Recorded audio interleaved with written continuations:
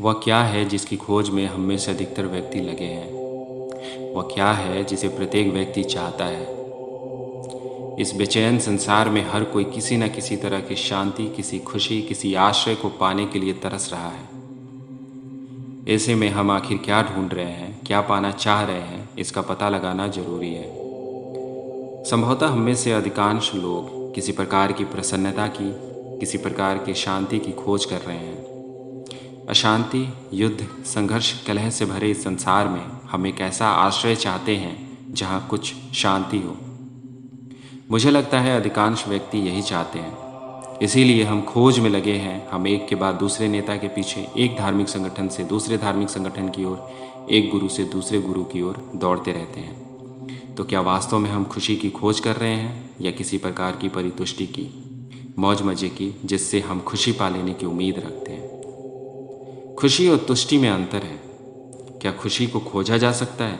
आप संभवतः तुष्टि प्राप्त कर सकते हैं, लेकिन खुशी नहीं। खुशी आनुषंगिक है। वह तो किसी और चीज़ के साथ अन्यास चली आती है। यहाँ तीव्र जिज्ञासा की, ध्यान देने की, सोच की, ख्याल की ज़रूरत है। ऐसी किसी चीज़ की खोज में लगने से पहले हमें पता लगाना होगा कि हम पाना क्या चाहते हैं, खुशी या तुष्टि। मुझे लगता है कि हम में से अधिकांश व्यक्ति तुष्टि की तलाश कर रहे हैं। हम संतुष्ट होना चाहते हैं, अपनी खोज के अंत में पूर्णता का एहसास करना चाहते हैं। आखिरकार यदि कोई व्यक्ति शांति खोज रहा है तो वह उसे बड़ी आसानी से पा सकता है। एक व्यक्ति आंखें मूंद कर अपने आप को किसी उद्देश्य, किसी विचार के लिए समर्पित कर सकता है और उसी में आश्रय ले सकता है। निसंदेह ऐसा करने से समस्या का हल नहीं होता है। किसी विचार के घेरे से अपने को अलग थलग कर लेने से द्वंद्व से मुक्ति नहीं मिलती। अतः हमें अपने भीतर और बाहर का पता लगाना होगा कि वह क्या है जिसे हम में से हर कोई चाहता है। यदि हम इस बारे में स्पष्ट हैं तो हमें कहीं भी किसी गुरु के पास, किसी गिरजाघर में, किसी संगठन में जाने की जरूरत नहीं है। अतः हमारी कठिनाई अपने अंदर, अपनी मंशा के बारे में साफ होने की है। क्या इस बारे में हम स्पष्ट हो सकते हैं? क्या वह स्पष्टता खोजने से या दूसरों ने क्या कहा है इसका पता करने से आएगी? चाहे ये दूसरे ऊंचे दर्जे के शिक्षक हो या गली के किसी चर्च के पादरी, क्या इसके लिए आपको किसी के पास जाना पड़ेगा? फिर भी हम यही तो कर रहे हैं, है ना? हम अनगिनत पुस्तकें पढ़ते हैं, अनेक सभाओं में जाते हैं और चर्चा करते हैं, विभिन्न संगठनों में शामिल होते हैं और इस प्रकार उस द्वंद्व का, अपने जीवन के कलेशों का हल ढूंढते हैं। और यदि हम यह सब नहीं भी कर रहे हो तो सोचने लगते हैं कि हमने पा लिया है। यानी हम कहते हैं कि कोई विशेष संगठन ऐसा है, कोई विशेष आचार्य, कोई विशेष ग्रंथ ऐसा है जो हमें संतुष्ट करता है। हम जो कुछ चाहते हैं हमने उसे पा लिया है और हम उसमें जड़ होकर, कैद होकर रह जाते हैं।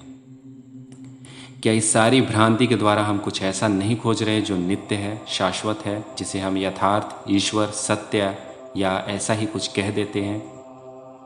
नाम से कोई फर्क नहीं पड़ता है, क्योंकि निश्चय ही शब्द उसके द्वारा इंगित वस्तु नहीं है। अतः हम शब्दों में ना फंसे, यह काम शास्त्रविदों के लिए छोड़ दें। हम शाश्वत की तलाश में हैं। क्या ऐसा नहीं है? कुछ ऐसा जिससे हम चिपके रहें, जो हमें आश्वासन, आशा, एक अस्थायी उत्साह, एक टिकाऊ निश्चितता दे सके, क्योंकि हम अपने आप में ही बिल्कुल अनिश्चित हैं। हम अपने आप को नहीं पहचानते। तथ्यों के बारे में, पोथियों ने क्या कहा है इसके बारे में हम बहुत कुछ जानते हैं, लेकिन हम खुद से कुछ नहीं जानते। हमें किसी भी चीज़ का सीधा अनुभव नहीं है।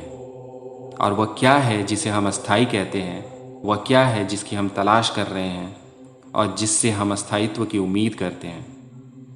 क्या हम अस्थायी प्रसन्नता की, अस्थायी परितुष्टि की, अस्थायी सुनिश्चितता की खोज नहीं कर रहे हैं? हम कोई ऐसी वस्तु चाहते हैं जो शाश्वत हो और जो हमें संतुष्टि देती रहे। यदि हम अपने को सभी शब्दों और शब्दावलियों से मुक्त कर लें और वास्तव में इसे देखें, तो यही है जो हम चाहते हैं। हम अस्थायी सुख, अस्थायी परितुष्टि चाहते हैं और उसी को हम सत्य, ईश्वर या और कोई नाम दे देते हैं।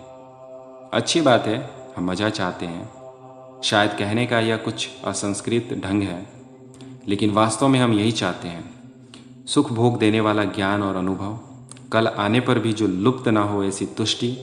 और हमने तुष्टि के कई तरीकों को आजमाया है, पर वे सब बेअसर हो गए। इसलिए हम सब यथार्थ में, ईश्वर में अस्थायी तुष्टि पाना चाहते हैं। निसंदेह यही है जिसे हम सब खोज रहे हैं। चतुर और मूढ़, सिद्धांतवादी और तथ्यवादी जो किसी न किसी हेतु संघर्षरत है। क्या अस्थायी तुष्टि संभव है? क्या कुछ ऐसा है जो हमेशा बना रहेगा? यदि आप ईश्वर या सत्य और किसी नाम से तुष्टि की खोज कर रहे हैं, नाम चाहे कुछ भी हो, तो आपको पता होना चाहिए कि वह चीज़ असल में क्या है जिसे आप पाना चाहते हैं। जब आप कहते हैं मैं अस्थायी खुशी की तलाश कर रहा हूँ, ईश्वर या सत्य या कुछ और पाना चाहता हूँ, तो आपको उस खोज करने वाले को भी समझना होगा जो इस तलाश में लगा है। क्योंकि संभव है कि अस्थायी सुरक्षा, अस्थायी खुशी नाम की कोई चीज़ ही ना हो सकता है कि सत्य पूर्णता भिन्न हो। और मुझे लगता है कि आप जो देखते हैं, सोचते हैं, प्रतिपादित करते हैं, सत्य उन सबसे पूर्णता भिन्न है। इसलिए किसी अस्थायी चीज़ को खोजने से पहले क्या यह जरूरी नहीं लगता कि पहले खोजने वाले को समझा जाए? क्या खोजने वाला उस चीज़ से अलग है जिसे वह खोज रहा है? जब आप कहते हैं मैं सुख खोज रहा हूँ, तो क्या खोज करने वाला खोज के लक्ष्य से भिन्न है? क्या विचारक विचार से भिन्न है? क्या वे अलग अलग प्रतिक्रियाएं न होकर एक सम्मिलित घटना नहीं है? इसलिए यह जानने से पहले कि खोजने वाला क्या खोज रहा है, खोजने वाले को समझना जरूरी है। अब हम उस स्थिति में आ गए हैं जहां हम सत्यता एवं गंभीरता के साथ अपने से यह प्रश्न करें कि शांति, सुख, चैन, यथार्थ, ईश्वर या इसे आप जो भी कहना चाहें, भला कोई दूसरा हमें दे सकता है? स्वयं को वास्तव में समझ लेने के साथ यथार्थ और सृजनात्मकता का जो अलौकिक बोध होता है, क्या वह इस अनवरत खोज व उत्कंठा से हमें मिल सकता है? क्या स्वबोध खोजने से, किसी का अनुगमन करने से, किसी विशेष संप्रदाय का सदस्य बनने से या फिर पुस्तकें पढ़ लेने से होगा? अंततः मुख्य समस्या यही है कि जब तक मैं अपने को ही नहीं समझता, विचार के लिए मेरे पास कोई आधार नहीं है और मेरी समस्त खोज व्यर्थ होगी। मैं भ्रमों में पलायन कर सकता हूँ, मैं झगड़ों से, कलह एवं संघर्ष से भाग सकता हूँ, मैं अन्य की उपासना कर सकता हूँ, मैं किसी दूसरे की कृपा से मुक्ति की अभिलाषा कर सकता हूँ, लेकिन जब तक मैं स्वयं से ही अनभिज्ञ हूँ, तब तक अपनी समस्त प्रतिक्रिया के प्रति मैं असजग हूँ। तब तक मेरे विचार का, स्नेह का, कर्म का कोई आधार नहीं है, परंतु अपने आप को जानने में ही हमारी कोई रुचि नहीं है, जबकि केवल वही एक आधार है जिस पर कोई निर्माण संभव है। लेकिन इससे पहले कि हम कुछ बनाएं, कुछ बदलाव करें, किसी चीज़ की निंदा करें या उसको नष्ट करें, यह जानना आवश्यक है कि हम क्या हैं। खोजने के लिए निकलना, आचार्यों, गुरुओं को बदलते रहना, योग और प्राणायाम का अभ्यास करना, कर्मकांडों में लगे रहना, महात्माओं के पीछे चलना और इसी प्रकार की और बातें एकदम व्यर्थ है कि नहीं? इनका कोई अर्थ नहीं है, चाहे वे ही व्यक्ति जिनके हम पीछे चल रहे हैं कहते हो स्वयं का अध्ययन करो, क्योंकि जो हम हैं संसार वही है। यदि हम शुद्र हैं, ईर्ष्यालु हैं, घमंडी हैं, लोभी हैं, तो हम अपने चारों ओर यही निर्मित करते हैं। यही है वो समाज जिसमें हम रहते हैं। मुझे लगता है कि यथार्थ या ईश्वर की खोज शुरू करने से पहले, इस बारे में कुछ भी करने से पहले, दूसरों के साथ अपना संबंध जो कि समाज है बनाने से पहले, हमें शुरुआत स्वयं को समझने से करनी होगी। मैं उसी व्यक्ति को गंभीर समझता हूँ जिसका पहला सरोकार इसी बात से है, न कि उसे जो किसी विशेष लक्ष्य तक पहुँचने के लिए परेशान है। क्योंकि यदि आप और मैं अपने को ही नहीं समझते, तो कैसे समाज में, संबंध में या जो कुछ भी हम करते हैं उसमें व्यवहारिक स्तर पर कोई मूलभूत परिवर्तन ला सकेंगे? इसका अर्थ यह नहीं है कि स्वबोध संबंध से पृथक या उसके विरुद्ध है। स्पष्ट है कि इसका अर्थ समुदाय या दूसरों के विपरीत व्यक्ति विशेष को, अपने को महत्व देना भी नहीं है।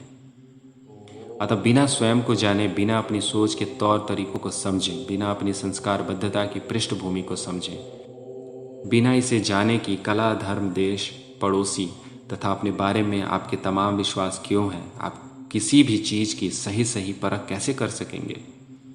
यदि आप अपनी पृष्ठभूमि को ही नहीं जानते, यदि आप यह नहीं जानते कि आपके विचार का तत्व क्या है और उसका स्रोत क्या है, तो निसंदेह आपकी खोज एकदम व्यर्थ है और आपके कृत्य का कोई अर्थ नहीं है। आप अमेरिकी हैं या भारतीय, या किसी और धर्म को मानने वाले, उस सब का कोई मतलब नहीं है। जीवन का अंतिम लक्ष्य क्या है? इस तमाम अस्त व्यस्तता का, युद्ध का, राष्ट्रों के बीच संघर्ष एवं कलह का अर्थ क्या है? इस सब को जानने से पहले अपने आप को जानना जरूरी है। कि बड़ा सरल प्रतीत होता है, लेकिन है यह अत्यंत दुष्कर। यह देखने के लिए कि हमारे भीतर विचार प्रतिक्रिया कैसे कार्य करती है, व्यक्ति को असाधारण रूप से सतर्क रहना होगा। व्यक्ति जैसे जैसे अपने सोच विचार, प्रत्युत्तरों एवं भावों की जटिलता के प्रति अधिक सतर्क होता जाएगा, वैसे वैसे उसकी सजगता केवल अपने प्रति ही नहीं, अपने से जुड़े हुए लोगों के प्रति भी बढ़ती जाएगी। अपने को जानने का अर्थ है क्रियाकलाप के दौरान अपना अध्ययन करना, और यही संबंध है। कठिनाई यह है कि हम इतने अधीर हैं कि हम बस आगे बढ़ जाना चाहते हैं, हम किसी लक्ष्य को हासिल कर लेना चाहते हैं, और इसलिए हमारे पास अध्ययन के लिए, निरीक्षण के लिए न तो समय है और न ही अवसर। इसके विकल्प के तौर पर हमने विविध गतिविधियों की, जीविकोपार्जन की, बच्चों के पालन पोषण आदि की जिम्मेदारी ले ली है, अथवा विभिन्न संगठनों के दायित्वों को अपने ऊपर ओढ़ लिया है। तमाम तरह की जिम्मेदारियों का ऐसा बोझ हमने सिर पर रख लिया है कि सोचने विचारने के लिए, निरीक्षण के लिए, अध्ययन के लिए हमें समय ही नहीं मिलता। अतः वास्तव में प्रतिक्रिया का दायित्व हमारे ही ऊपर है, किसी दूसरे पर नहीं। सारे विश्व में गुरुओं और उनकी पद्धतियों की ऊहापोह, किसी विषय पर आधुनिकतम पुस्तक का अध्ययन, यह सब मुझे एकदम खोखला प्रतीत होता है। क्योंकि चाहे सारे विश्व में आप घूम लें, अंत में आपको अपने तक ही आना है। और चूंकि अधिकांश व्यक्ति अपने से पूर्णतः अनभिज्ञ हैं, अतः अपनी विचार प्रक्रिया, भावना और अपने कर्म को साफ साफ देख पाना हमारे लिए अत्यधिक कठिन हो गया है।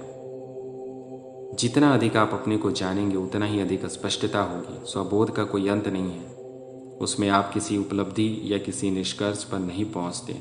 वह एक अनंत सरिता है। जैसे जैसे व्यक्ति उसका अध्ययन करता है, जैसे जैसे उसमें प्रवेश करता जाता है, उससे शांति मिलती है।